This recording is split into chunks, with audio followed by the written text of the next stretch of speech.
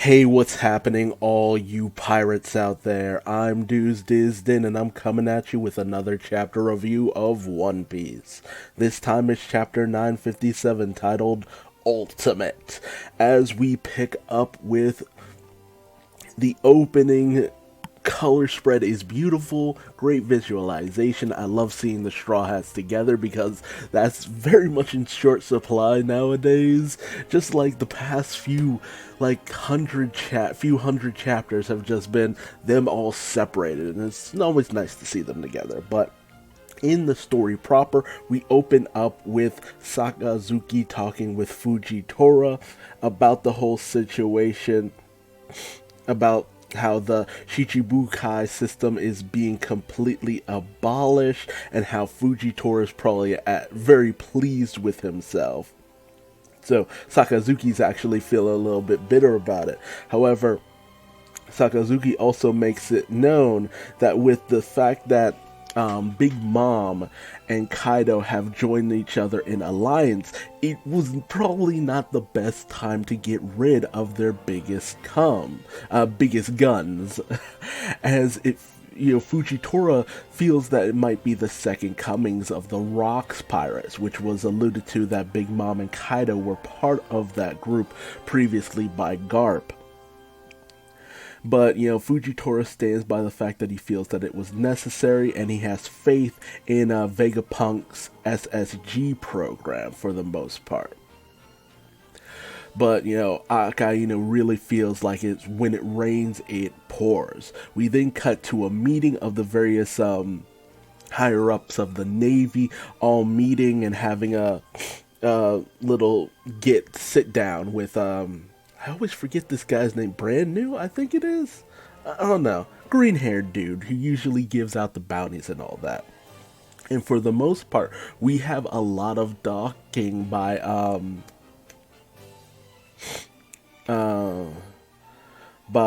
former admiral, the former admiral who is here. He goes into the background of Rocks and all that stuff. That Rocks used to be this crew that was led by the Captain Rocks, so Rocks Pirates, but their members also included Big Mom, Whitebeard, and Kaido, all in their younger years, which was such a shock for everyone, because the very thought that so many big name people were all under one flag is just such an impossibility. That they would cooperate together, that they would work together, and actually be willing, because they all seem to have just this these really differing feelings and opinions and all that good stuff. We also come to find out they were joined by the Golden Lion, so Shiki. It always raised that question, what was Shiki's whole thing going on there? And you find out a little bit more background for Shiki, a guy named Silver Axe, and Captain Jean, whose treasure Buggy is constantly after. So that's something as well as a man named Wang Ji. So we know Captain Jean is dead, and Whitebeard is dead as well, of the Rocks Pirates. But apparently, they came together for one big score at Full of Lead, or the Beehive Island. And they all came together to basically try. It was a situation that was pretty much wiped from the world history by the world government because of how everything went down. There was a situation called the God Valley Incident in a place called God Valley, where the Rocks Pirates and the world government had this massive clash, and that's where we've come to find out that Garp became the hero of the Marines by taking down the Rocks Pirates. And if you ask Garp himself about the incident, we even saw it when Hina asked about it. He tends to sweep it under the rug. And we even have him, kind of studying the whole report of the situation. It's just like, oh man, Kaido and Big Mom, one after another. But, Sengoku talks about the fact that, Garp had the reason why it's not really in the papers or any of this because Garp ended up fighting side by side with a pirate. And not just that, he ended up, fighting to protect the celestial dragons. And we also come to find out that the reason why Garp was never decided to become a full admiral is because he had no love for the celestial dragons. So it seems like a very out there situation, like Garp fighting alongside a pirate to protect the celestial dragons. Like, this whole situation goes against everything that Garp stands for. And on top of that, the pirate he actually joined forces with was none other than Gold D. Roger, the king of the pirates. So, you got to take that into perspective. There was something so big, so massive, that it brought together some of the baddest of the bad. Like, you could almost call them the worst generation, of the pre-pirates era, pre-golden age of pirates. The worst generation of that time, because it's just like you have all these people who came to become these really heavy hitters, because it's even noted that they weren't as powerful back then, but they were still freaking monsters, if nothing else, because even with her own strength, Big Mom was nothing to scoff at when she was younger. And, Kaido, he was a pirate's apprentice, but, after the legend he accrued, like, dude, and Rocks in and of himself, the fact that he was able to bring so many of these big people to heal underneath him just really says something. But, Sengoku says that the Rocks pirates were these violent people. They killed each other's crew members and all that, which really brings the question, why would someone like Whitebeard be on that crew? What could have possibly enticed someone like Whitebeard, who only cared about family, to actually be on a crew of cutthroats and murderers like this? Something about God Valley. There had to be something deeper there. And the fact that this was before Roger's final voyage to become Pirate King and the One Piece and all that, what is it? What is there that's deeper? And the fact that Whitebeard, he ended up knowing that it existed and he could vouch for it. The fact that, Roger even went on to tell Whitebeard there's something so much deeper and that Big Mom is after it. It's just a really wild situation. And apparently, after that battle, no location for God Valley can be found. It's almost like it vanished without so much as a trace, as well as its very existence. So, it really goes to tell you that something deep, deep really happened here. And we even come to find out that the full name of the Rocks pirate captain was Rocks D. Zebek. So the Will of D, once again, two D's clashing, just like we're eventually going to have with Luffy and Blackbeard, like the Battle of the D's. The storm carried by those who have the name of D. Like, stuff really keeps happening here. And apparently Rocks was Roger's first and probably greatest enemy, so there was no love lost between the two of them. Really wild stuff. But we also get the information like this happened 38 years ago. This alliance was, and now with this alliance between Big Mom and Kaido, they're even more powerful than they were back then. And, with their combined bounties, it's just like, it's a force to be reckoned with. And we finally get information that with the Shichibukai system being abolished, they have to have their bounties recalculated for, what a threat they are at this point. But we also get to go over the bounties of all of the Yonko. First up is Marshall D. Teach Blackbeard with a bounty of 2,247,600,000. Admiral of the Blackbeard Pirates. He's risen to really, really big rank in the span of 2 years.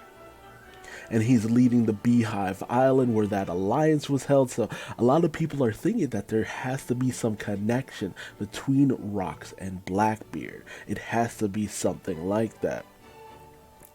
And then we cut over to Shanks, who only actually became a Yonko 6 years ago. So 4 years ago before the start of the series. Meaning he was not a Yonko when he was at Fuchsia Village, which a lot of people were questioning, but even still, with the bounty he ends up having, and we even get the note that he has probably the most rounded out crew, so that goes to show that Ben Beckman, Lucky Roo, Yasop all have big bounties of their own as well.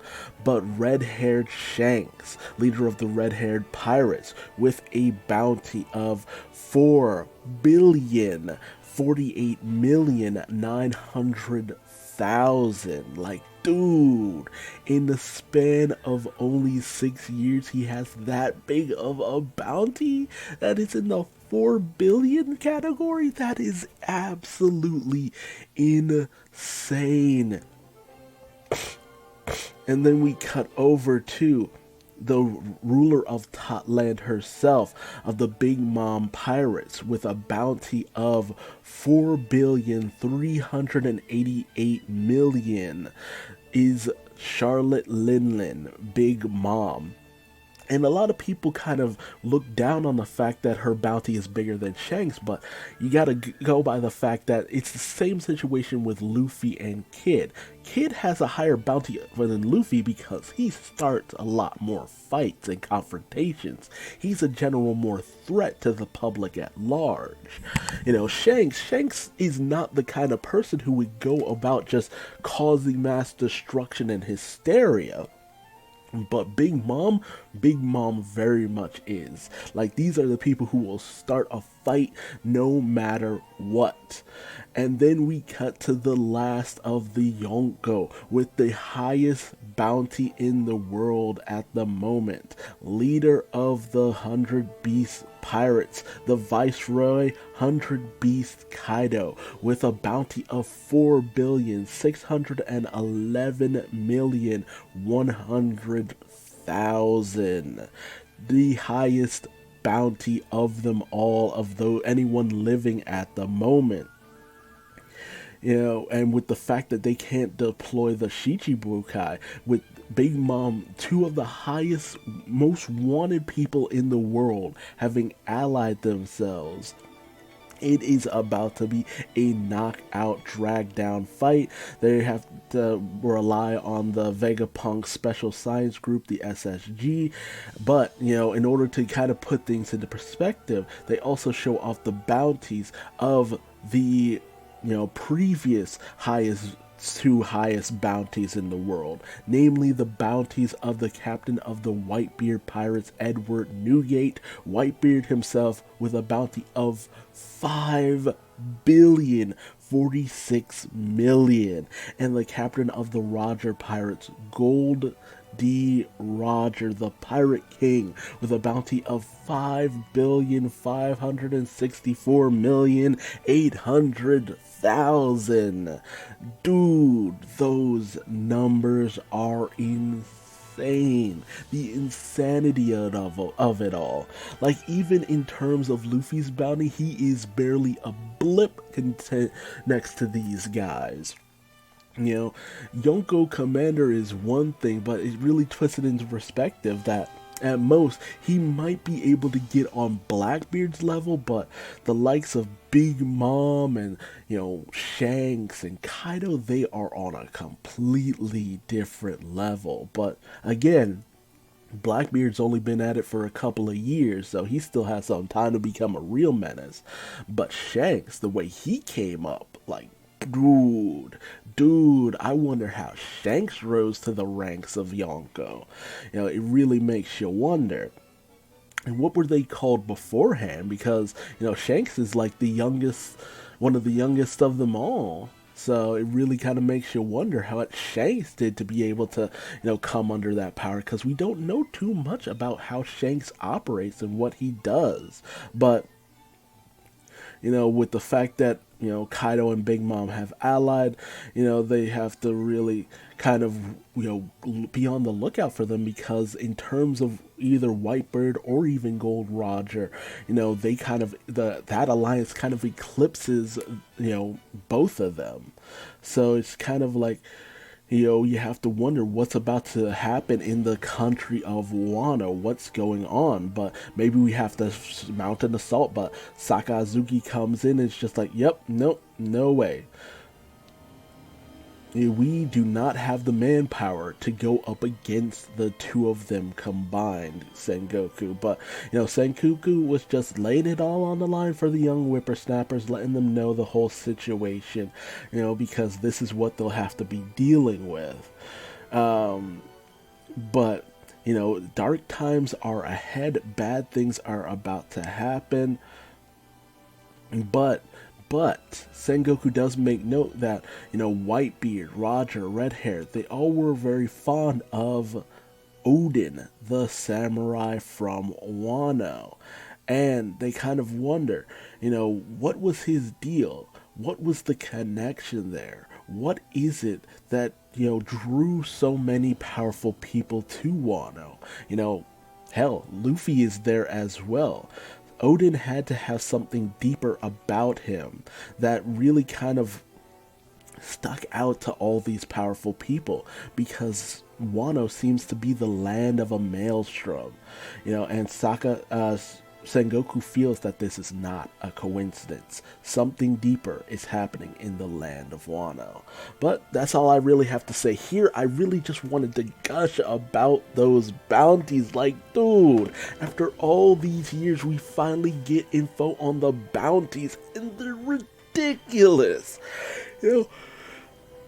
It wasn't that long ago that a bounty of 1 billion was a big deal, but then you start getting into all those higher numbers, and it's just like, oh, they're so high, it's staggering, like I could faint from the height of those bounties. It's insanity, and I love it. I love it. Never would I have imagined we would have gotten Gold Roger's bounty just like that, but it really does point out that we are nearing the end of One Piece. With all those bounties coming out, we are starting to wrap things up. But hey, tell me your thoughts, feelings, and theories in terms of these bounties. Whose bounty were you most surprised by? Whose bounty do you feel is a little too low for your taste? And do you think the bounties as a whole should have been higher? Like Gold Roger should have been like 10 billion or something like that. Definitely let me know and how you feel about it all. I feel like I'm just glad to have the bounties, honestly. But that foreshadowing about the kind of man that Odin is, like, it really gets you pumped to see more of Odin and just how crazy of a guy he was, because he was someone who just impacted some of the highest ranking people in the world. An ally to Roger, an ally to Whitebeard, someone who scarred Kaido, an ally to Shanks. Like, dude, this guy has so much clout that it's just like, yo, his backstory could potentially reveal so much that we could have never guessed in terms of One Piece as a whole. How do all of these people connect in general? And was he there at the God Valley incident? Time will tell. But again, no, I'm late to the party, but if you liked this video, leave me a like. If you didn't, feel free to leave me a dislike and tell me what I did wrong in the comment section below. Subscribe and hit the bell icon, that way you never miss out on another One Piece chapter review. And if you want to find me on social media, just Google Duuz-Diz-Din. I am everywhere for better or for worse. And until the next video, just remember that you never know what might be the ultimate person in the world, who might end up being the most wanted and prolific, because sometimes it just depends on if you're in the right place at the right time. Until next time, I'm Duuz-Diz-Din, and I'm going to bed. Bye-bye.